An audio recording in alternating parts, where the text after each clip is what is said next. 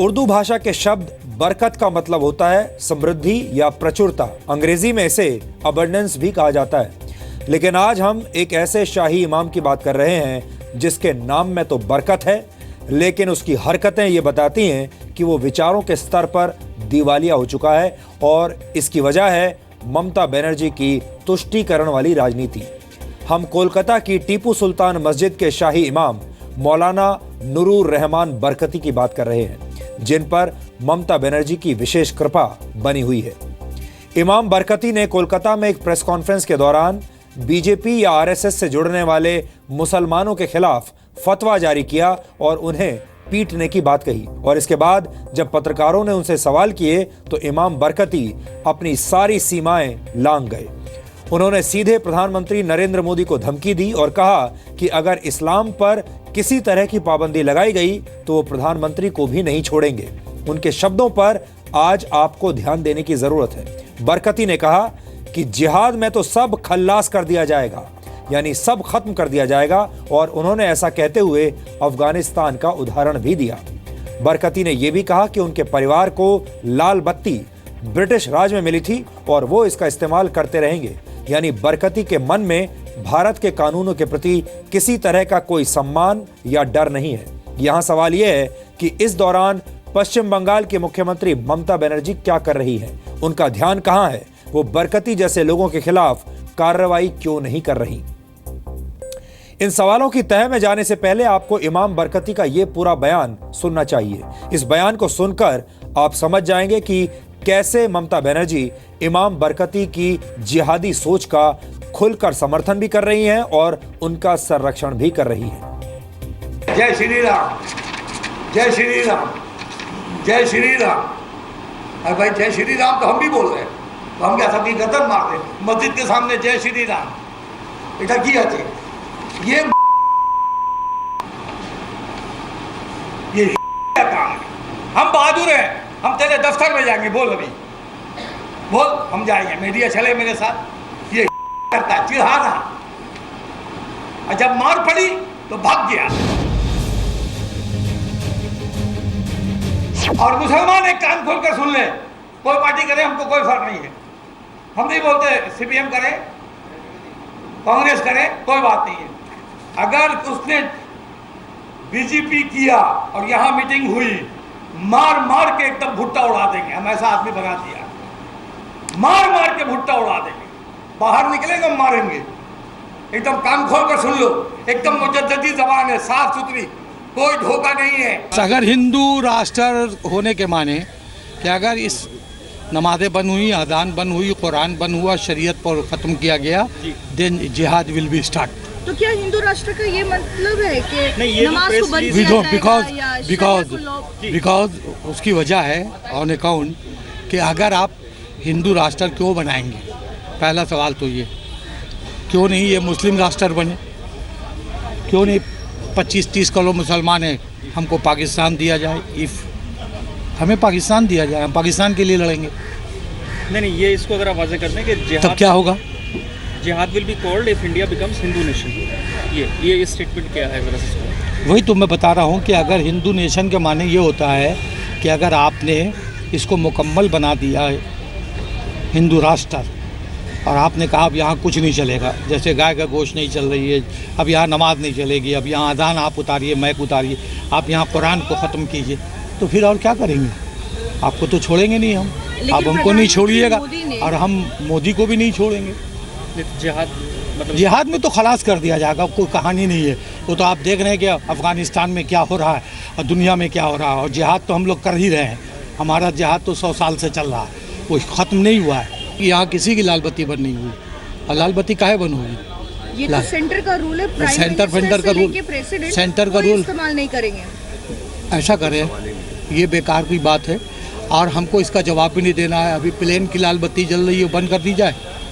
तो आप क्या इस रूल से बाहर? अच्छा एक बात सुनिए, हम एकदम अपने आप को बाहर समझते हैं। हम हिंदुस्तान के गलत कानून को नहीं मानेंगे, सही कानून को मानते हैं। हम सब देख चुके हैं दुनिया में, अभी नया नया चोचला, जिसको बोलते हैं चोचला, कि हम अभी आ गए, अब हम ये बहुत लाल बत्ती का जो इस्तेमाल है इसको मना किया है। भाई इससे क्या तकलीफ हो रही है? तो आपका ये कहना है लाल खून इस्तेमाल बहाइए, करते रहे। लाल खून बहाइए, ठीक है। तो आप इसको इस्तेमाल करते रहे। अरे भाई कौन कर रहा, सभी तो कर रहा है। बनर्जी भी जो पश्चिम बंगाल की मुख्यमंत्री है, अरे वो तो कुछ नहीं वो करती भी है। नहीं करती है, वो अपने मिनिस्टर्स को भी नहीं अलाउ वो मूली और ये खाती है। कल्चर को पूरी मेरी बात तरीके से सुनिए। एंड की है, तो आप क्यों सुनिए सुनिए, ममता बनर्जी जवानी में सब खाई हैं, सबसे मुराद समझा। तुम्हारे टीवी पे बोल रहे हैं, झूठ झाट नहीं है। माशाअल्लाह खस्सी का बिरयानी भी खाई है, बाकी सब अब बेचारी नहीं खा पा रही है, अभी वो खा रही हैं शोशा मूढ़ी। तो हम भी शोशा मूढ़ी खाएं। वो बोली लाल बत्ती नहीं लगेगी मेरे इसमें, सब बरकती साहब लगा लें। अब कौन बोले? मैं ब्रिटिश गवर्नमेंट के ऑर्डर से लगा रहा हूँ। हमारा जिस वक्त ये पहला वायसरा यहाँ आया, उसी वक्त मेरे परदादा को, और मेरे वालिद तो थे ना 60 साल यहाँ, उनको ब्रिटिश गवर्नमेंट ने ये इज्जत दी थी। आप लोग तो अभी सब भूल गए शाही इमाम, क्या अभी तो खाली डांसर कहाँ है, ला डांसर। लेकिन अभी तो ब्रिटिश रूल नहीं है ना, शाहरुख खान अभी के गवर्नमेंट के हिसाब के रूल अभी से कोई नहीं मई के बाद आप नहीं इस्तेमाल कर सकते। ये हाई कोर्ट किसका है? इंडिया गवर्नमेंट का है। हाँ बिल्डिंग नहीं, उसको तोड़ देना चाहिए। क्यों? वो तो ब्रिटिश गवर्नमेंट ने बनाया, लेकिन अभी हमारा तो नहीं बना अभी तक, हम अपना बनाना चाहते हैं। देखिए, निहायत मने बदतमीजी वाला बयान है। इस तरह की बात नहीं बोलनी चाहिए। और ये बरकती भाई साहब जो है, ये इसके पहले भी बहुत ही इन्फ्लेमेटरी स्टेटमेंट्स कर चुके हैं, अनाप शनाप बक चुके हैं, और बड़े क्लियरली उन्होंने ये प्रकट कर दिया है कि ममता बनर्जी को चुनावी फ़ायदा वो पहुंचा रहे हैं, और उसलिए उनके लिए जो है 7 खून माफ़ है। देखिए, ऐसे लोगों को राजनीतिक बातों में नहीं आना चाहिए, और जो लोग भी इस तरह का बयान देके समाज में द्वेष पैदा करते हैं, चाहे वो किसी धर्म के मानने वाले हों, किसी धर्म के अपने को शुभचिंतक बताते हों, जो घृणा का माहौल पैदा करते हों, जो टकराव का माहौल पैदा करते हों, वो किसी धर्म के शुभचिंतक नहीं हो सकते। एक कहावत है कि टका सिर भाजी टका सिर खाजा, अंधेर नगरी चौपट राजा। तो मुझे लगता है कि पश्चिम बंगाल के अंदर जिस तरीके की कानून व्यवस्था है, जिसकी सरगना जो है वो ममता बनर्जी जैसे लोग हों, तो ऐसी ही शब्दावली और ऐसे ही लोगों जो हैं वो पाए जाएंगे इमाम बरकती जैसे। बरकती ने देश की एकता और अखंडता को खतरे में डालने वाला बयान दिया है। आज सवाल यह उठता है कि पश्चिम बंगाल के मुख्यमंत्री ममता बनर्जी बरकती जैसे लोगों को कब तक राजनीतिक संरक्षण देती रहेंगी। पत्रकारों के खिलाफ एफआईआर दर्ज करने वाली पश्चिम बंगाल की पुलिस बरकती को गिरफ्तार क्यों नहीं कर रही? क्या नरेंद्र मोदी का राजनीतिक विरोध करते रहने के लिए ममता बनर्जी को देशद्रोही भी अब मंजूर हो गए हैं? देश को तोड़ने की धमकी देने वाले बरकती के खिलाफ अब तक ममता बनर्जी ने ना तो कोई बयान दिया है और ना ही उन पर कोई कार्रवाई की है। और सबसे महत्वपूर्ण सवाल यह है कि क्या ममता बनर्जी के संरक्षण में बरकती जैसे लोग पश्चिम बंगाल को इराक और सीरिया में बदलना चाहते हैं? क्या ममता बनर्जी पश्चिम बंगाल के मुख्यमंत्री होने के साथ साथ इस देश की नागरिक नहीं है? क्या वो भारतीय नहीं है? क्या उनकी ये जिम्मेदारी नहीं है कि वो देश को तोड़ने का काम करने वाली ताकतों के खिलाफ कार्रवाई करें? हमारे इस विश्लेषण का मकसद देश को तोड़ने का सपना देखने वाले मौलानाओं को कोई प्लेटफॉर्म देना नहीं है। बरकती की हैसियत इतनी नहीं है कि आज हम उनका विश्लेषण करते, लेकिन क्योंकि ममता बनर्जी जो कि वहां के मुख्यमंत्री हैं, वो ऐसे लोगों को शय दे रही हैं, वो ऐसे लोगों के मामले में कार्रवाई नहीं कर रही हैं, इसलिए आज हमें ये विश्लेषण करने पर मजबूर होना पड़ा। हम इस विश्लेषण के सहारे उस सिस्टम पर सवाल उठा रहे हैं जो ऐसे लोगों का समर्थन करता है और उन्हें संरक्षण देता है सिर्फ वोट पाने के लिए। इमाम बरकती अघोषित तौर पर ममता बनर्जी के राजनीतिक सलाहकार हैं और ममता बनर्जी ने उन्हें पश्चिम बंगाल वक्फ बोर्ड का ऑब्जर्वर भी बनाया है। यानी ममता बनर्जी की तुष्टीकरण की राजनीति ने ही बरकती के जिहादी विचारों का पोषण किया है, जिसकी वजह से उनकी हिम्मत इतनी बढ़ गई है। इसलिए हमारे इस विश्लेषण का फोकस बरकती नहीं बल्कि ममता बनर्जी पर है। इमाम बरकती का कद और उनकी हैसियत इतनी बड़ी नहीं हुई है कि हम उनके बारे में आपको आज खबर दिखाते, लेकिन ममता बनर्जी ऐसे लोगों पर लगाम नहीं लगा रही हैं और यही असली खबर है। मीडिया रिपोर्ट्स के मुताबिक बरकती ये मानते हैं कि उनकी बदौलत ही ममता बनर्जी ने 2011 के विधानसभा चुनावों में बड़ी जीत हासिल की थी। ऐसा कहा जाता है कि वर्ष 1999 में ममता बनर्जी ने बरकती को रक्षाबंधन के मौके पर राखी बांधी थी। तब ममता बनर्जी एनडीए सरकार में रेल मंत्री हुआ करती थी। अगर ममता बनर्जी इमाम बरकती को अपना भाई मानती हैं तो उन्हें कुछ गंभीर सवालों का जवाब आज देना चाहिए।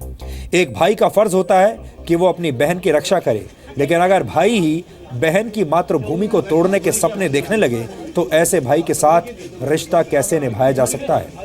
हमें लगता है ममता बनर्जी तुष्टीकरण की रक्षा करने में लगी हैं, इसलिए उनकी सरकार और उनकी पुलिस बरकती जैसे लोगों के खिलाफ कोई कार्रवाई नहीं करती।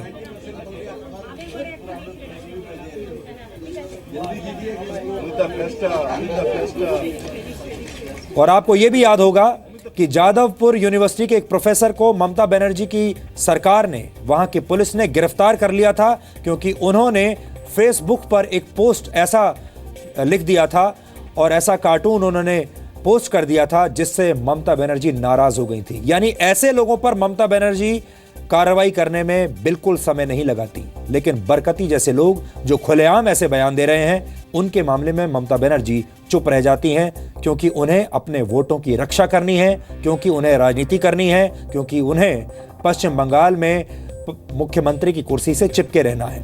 पश्चिम बंगाल में अगर कोई युवा फेसबुक पर कोई पोस्ट लिखता है और उसकी पोस्ट अगर ममता बनर्जी की सरकार को पसंद नहीं आती तो उसके खिलाफ तुरंत कार्रवाई होती है, लेकिन जब बरकती जैसा कोई व्यक्ति जहर उगलता है तो पूरा सिस्टम अपने मुंह पर अलीगढ़ का ताला लगा लेता है। ऐसा इसलिए है क्योंकि पश्चिम बंगाल में लंबे समय से मुस्लिम तुष्टीकरण की कोशिश की जा रही है।